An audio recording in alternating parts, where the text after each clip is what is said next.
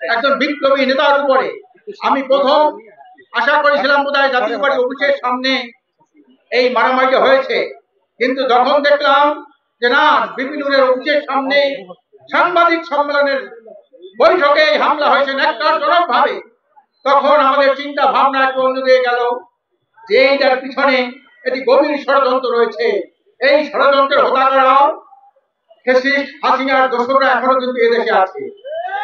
Fascist হাসিনার দোসররা রাজনৈতিক দলের মধ্যে আছে, ফ্যাসিস্ট হাসিনার দোসররা সেনাবাহিনীর মধ্যে আছে, ফ্যাসিস্ট হাসিনার দোসররা পুলিশ বাহিনীর মধ্যে আছে।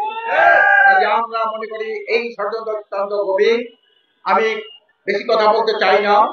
আজকের এখানে যারা আমরা উপস্থিত হয়েছি, আমরা যদি একটা কাগজে স্বাক্ষর করি যে আমরা আওয়ামী লীগ, ফ্যাসিস্ট আওয়ামী লীগ, এদেশে একটা আজাব আর গজবের নাম আওয়ামী লীগ, একটা ধ্বংসের নাম আওয়ামী লীগ, এই আওয়ামী লীগ এবং তার দোসর জাতীয় পার্টি এবং 14 দলের আমরা রাজনীতি নিষিদ্ধ চাই, একটা কাগজে আমরা সবাই সিগনেচার করব।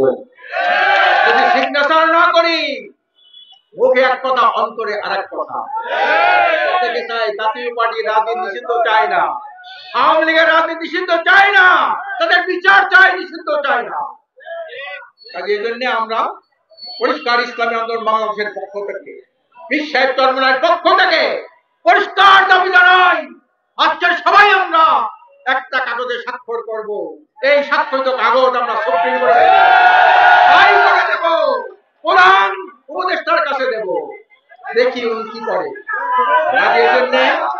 এই জন্য আমরা স্বাক্ষর করব। আরেকটা কথা আমরা বলতে চাই,